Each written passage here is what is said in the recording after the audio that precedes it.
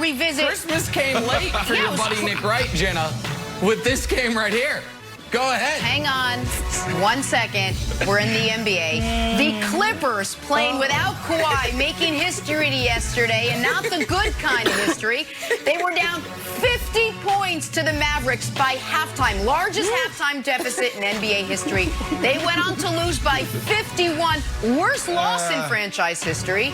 Now, Paul George, who didn't play great, but played, took full responsibility after the game. Listen to what he had to say.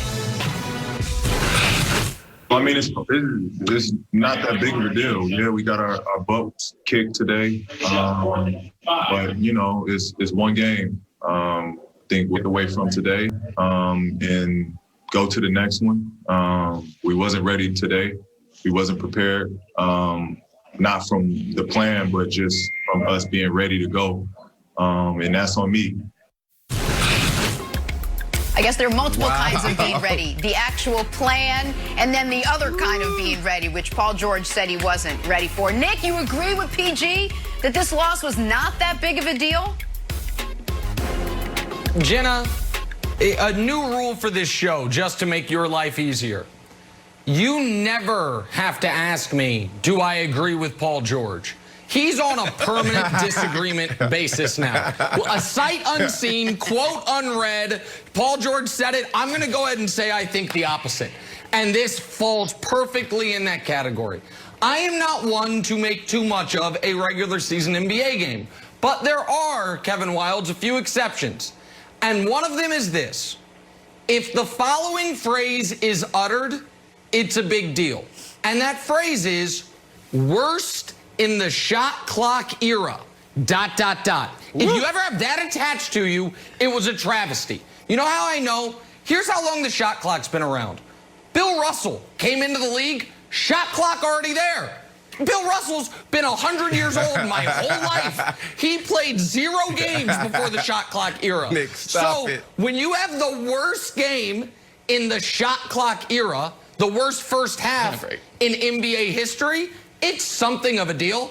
And for a team that, you know, certain all-pro, arguable Hall of Fame caliber, good-looking wide receivers argue on television are going to the NBA Finals, for that team to have this game, I would be extra concerned. So, Kevin Wildes, I say it was a big deal, that Paul George is wrong, and that was an embarrassment for them.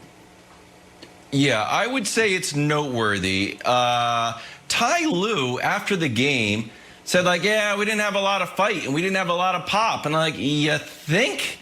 Like, even when they were down 50, I get it. The shots aren't going in. Dallas heats up a little bit. Kawhi's gone. But you can still try. So the fact, Brandon, that it was an effort issue, like even late in the fourth quarter, Boban's catching one-handed, not jumping dunks, and the Mavericks are like crashing the boards. Like, they're up 50 at this point. So for me, Brandon, I would be, I don't know, if you wanted to bail out on your Clippers finals pick, which I think you should right now, I think it would be good for you. No, but I would be 5 minutes very into the shocked. season.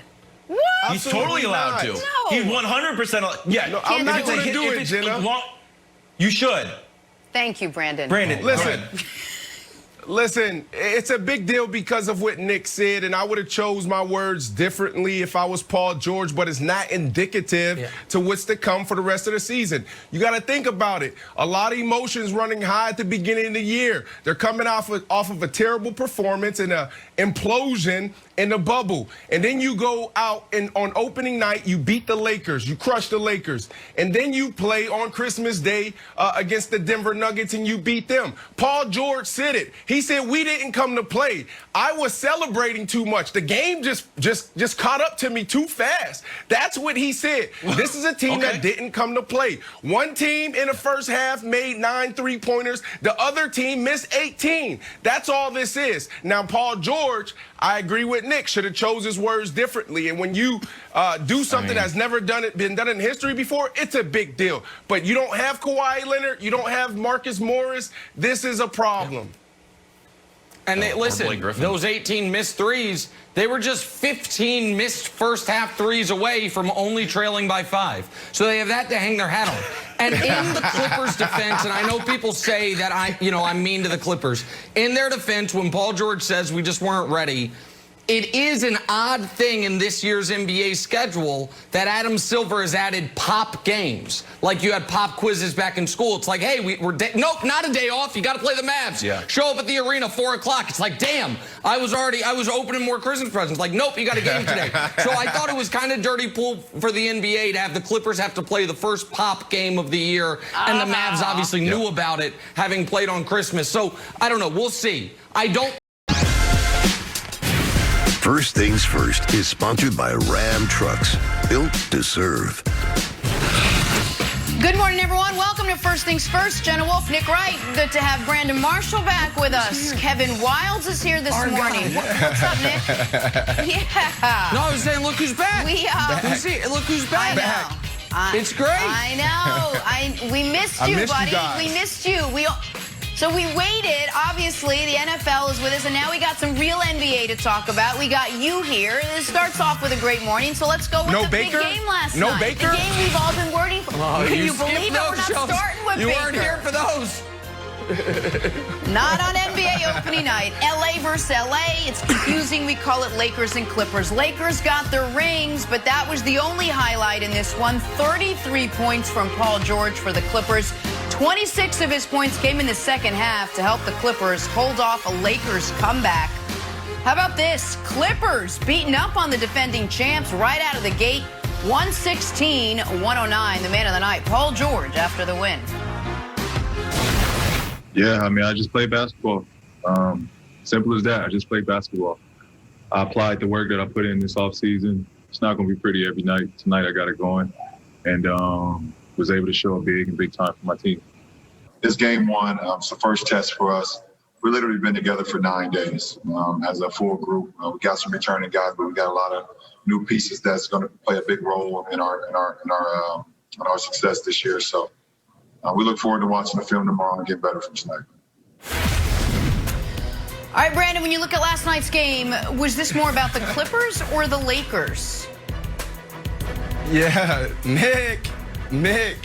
So look, when you look at the off-the-court festivities, it was all about the Lakers, rightfully so.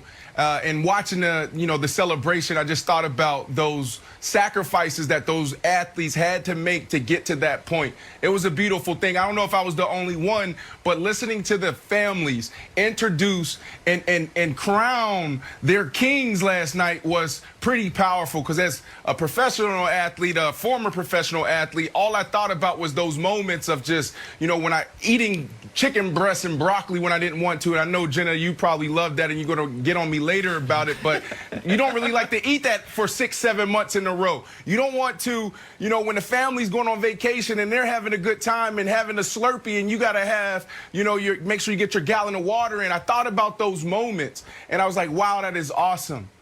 But Nick, when the smoke cleared and the lights turned on, it was all about those Clippers.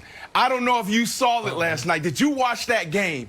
It was all about the Clippers. This was the Clippers that we were talking about last year and what we wanted to see. Paul George rips for 33. You got Mr. Consistent Kawhi go for 26. You had Serge Ibaka come in and play lights out. You had Lemon Pepper Lou even come in and look explosive. And guess what? You had Pat Beverly making threes. This NBA season is going to get real interesting, Nick. It was all about those Clippers when those lights turned on. I actually agree with you, Brandon. It was all about the Clippers. And the last time on this show, we led the show with the Clippers. It was with me cackling at their demise. So let me give them a sincere and earnest congratulations, because it had been 362 long, hard days since they had last beaten the Lakers last Christmas. And more importantly, it had been 106 days since they went up 3-1 on the Nuggets. So it had been 106 days between wins for these Los Angeles Clippers. So I'm happy for them.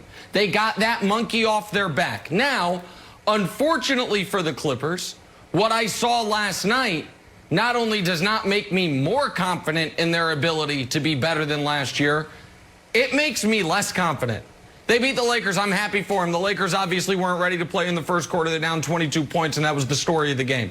Lakers clawed back into it, tied it a couple times, never took the lead, and the first quarter ended that basketball game for all intents and purposes. The problem for the Clippers is this, Wilds. Did you see who they're playing? Not who they're against, who they are giving rotation minutes to. In the starting lineup was Nick Batum. Now, I understand Marcus Morris isn't there, but Nick Batum, who, if people aren't familiar, played for the